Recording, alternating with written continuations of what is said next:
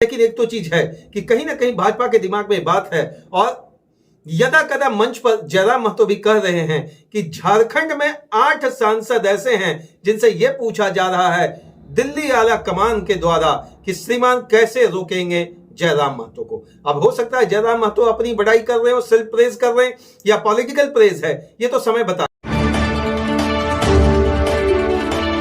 नमस्कार, व्योम टीवी के पेज पर मैं उमेश श्रीमान आपका पुनः स्वागत करता हूं।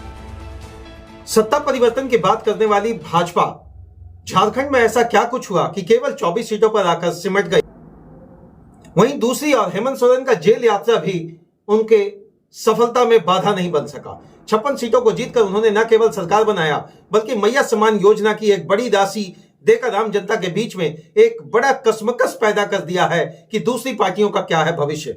मैं उमेश खेल कुर्सी में आपका श्रीमान स्वागत करता हूं।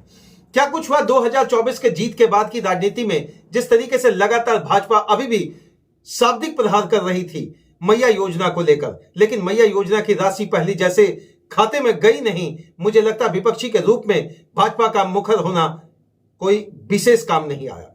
लेकिन भाजपा जिस तरीके से राजनीतिक अखाड़े में अपनी पारी खेल रही थी, वहां जेल कैंप का अवरुद्ध बनना, जेल कैंप का बाधा बनना, जेल कैंप के बीच में उनके लोगों के द्वारा जो बातें कही गई, कहीं ना कहीं उसको लोग उतना एक्सेप्ट या तवज्जो नहीं दे पाए जितना कि राजनीति के अंतर्गत दिया जाना था। वहीं दूसरी ओर जयराम महतो की बात करें तो सीट तो केवल एक निकला, लेकिन भाजपा को डैमेज करने का जो सबसे बड़ा बीड़ा उन्होंने प्रारंभिक 2.5 सालों के दौरान जो उठाया वो धरातल पर मुखरता के साथ दिखा। हालांकि जो जीत गठबंधन के तरीके से क्षेत्रों में मिली, अगर मांडू की बात करें तो केवल महज 250 वोट के आसपास के मार्जिन ही केवल रहा। तो ऐसा हुआ क्या कि अचानक जो जीत का दरमियान था भाजपा के झोली में बहुत तेजी से खिसका। क्या लगता है 2024 के राजनीतिक समीकरण का आगाज जिस तरीके से हुआ वो प्रारंभिक दौर से लेकर अंतिम दौर तक सफलता की पूंजी नहीं पहुंच पाई। इसको विश्लेषणात्मक तरीके से समझने का थोड़ा प्रयास करें। जयराम महतो अपनी पार्टी के द्वारा एक चीज गोलबंदी कर रहे थे, स्थानीय मुद्दों की बात, स्थानीय जो भी चित्रण था उसको उन्होंने लास्ट लाकर रख दिया। जयराम महतो के मुखरता में जो सबसे बड़ी बात, जो युवाओं को एक्सेप्टेशन लगा, जो लगा कि होना या नहीं होना वो सेकेंडरी फैक्टर, लेकिन प्राइमरी फैक्टर की जो बात आप रखेंगे उसमें सीधा सॉलिड कंसोलिडेट बात एक था, वो था 1932 का खतियान। 1932 का खतियान को लेकर अभी जयराम महतो उतनी मुखरता से नहीं दिख रहे हैं जितना कि वो हमलावर चुनावी एजेंडा के दौरान थे। लेकिन बात यहां नहीं रुकी श्रीमान, बात यहां अगर रुक जाती तो चलिए बात कुछ और था। लेकिन भाजपा को जो डैमेज कंट्रोल है, अब भाजपा के बड़े नेता नाराज, अर्जुन मुंडा जी नजर नहीं आ रहे हैं, बाबूलाल मरांडी जी गौन दिख रहे हैं और मुझे लगता है रघुवर जी पर भी अभी बहुत बड़ी संशय है। तो क्या पार्टी जयराम महतो पर विचार करेगी क्या? मैं इसी विश्लेषणात्मक तरीके से आज आपकी उन सारी पहलुओं को जरा छूकर बताने का कोशिश करूंगा। क्या जयराम महतो को भाजपा में आ जाना चाहिए?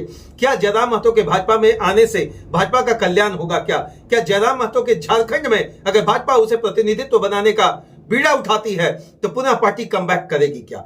चलिए थोड़ा समझते हैं कि आखिर जयराम महतो का बैकफुट क्या है। जयराम महतो का अगर फ्रंट लाइनर चीज को आप समझे तो युवा है, और बैकफुट वाली बात अभी रखेंगे तो अभी सीटों की संख्या कम ही नहीं, बिल्कुल गौन है श्रीमान, और वह केवल एक सीट, जो सीट पर वह डुमरी से खुद वो निकले। तो जयराम महतो कहीं ना कहीं राजनीतिक पखवाड़े के अंतर्गत मुझे लगता है भीतर खाने जरूर भाजपा के चुनावी एजेंडा से जरूर मुलाकात किए होंगे, चुनावी समीकरण से जरूर मुलाकात किए होंगे।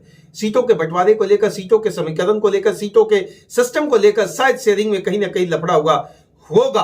फैक्ट यही है। देखिए, सूत्रों के हवाले से बहुत सारी चीजें निकल कर तो सामने आती है, लेकिन वो उन्हीं चुनावी मुद्दों में गौन हो जाती है जो घोषणा रूपी बात आपके तक पहुंचता है। मैं तो स्पष्ट तरीके से यह जानना चाहता हूं, क्या भाजपा में जयराम महतो को आना चाहिए या नहीं? कमेंट करके अपनी बात जरूर आप बताएंगे। जेएमएम की सरकार को अभी इतना बैकफुट पर ला देना मुझे नजर कहीं से नहीं आ रहा, क्योंकि 56 सीटों को लेकर जो गठबंधन, महागठबंधन, महारणनीति, महासमीकरण के साथ उतरा है, मुझे लगता है इस बार एक नया आगाज दिख रहा है। 2019 नहीं श्रीमान, 2014 नहीं श्रीमान, और 2009 नहीं श्रीमान। इस बार हेमंत सोरेन का जो काम करने का तरीका, शैली, सिस्टम और जो कंसोलिडेट पैकेज उन्होंने अपने अंदर लाया है, उसका नाम है राजनीतिक कूटनीति।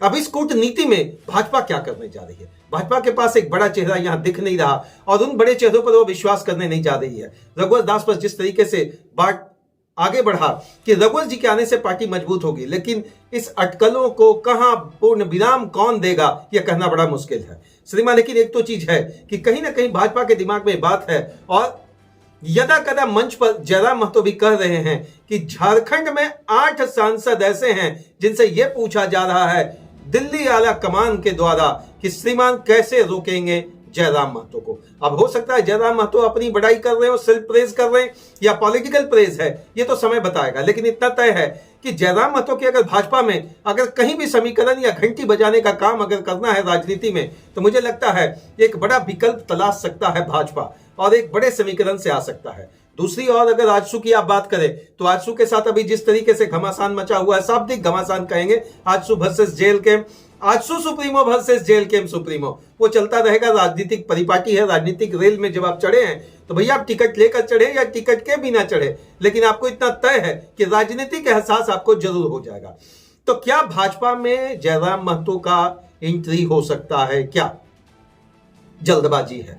मानेंगे आपकी बात? क्या भाजपा में आने से, जयराम महतो के आने से भाजपा को मजबूती मिलेगी? क्या आप कहेंगे यह भी जल्दबाजी है? क्या भाजपा आखिर इतना भीतर खाने क्या और किसको लाने की तैयारी में है? मुझे तो एक बात स्पष्ट नजर आ रहा कि युवा का वोट अगर जो खसका, इस युवा के वोट की वापसी में अगर बात करेंगे तो किनको आप देखते हैं? जो पुराने चेहरे हैं उन चेहरों पर अभी अटकलें बिल्कुल तरीके से साफ नहीं है। सूत्रों की बात करें, अटकलों की बात करें, समीकरण की बात करें, जमावड़ों की बात करें, पखवाड़ों की बात करें, तो एक चीज तो तय है कि राजनीतिक महकमा वहीं चलेगा जहां राजनीतिक प्रतिद्वंदिता है। राजनीतिक प्रतिद्वंदिता में श्रीमान अभी हेमंत सोरेन जी के फ्रंटलाइन पॉलिटिक्स का सामना कौन करेगा, यह प्रश्न उठता है। तो फ्रंटलाइन पॉलिटिक्स का मतलब है कि जिस तरीके से वो 56 विधायकों को लेकर इस बार समीकरण लाकर रखेंगे, क्या इस समीकरण में आपको लगता है कि भाजपा आने वाले चुनाव के लिए फिर एक नया रणनीति बना पाएगी? मुझे नहीं लगता है।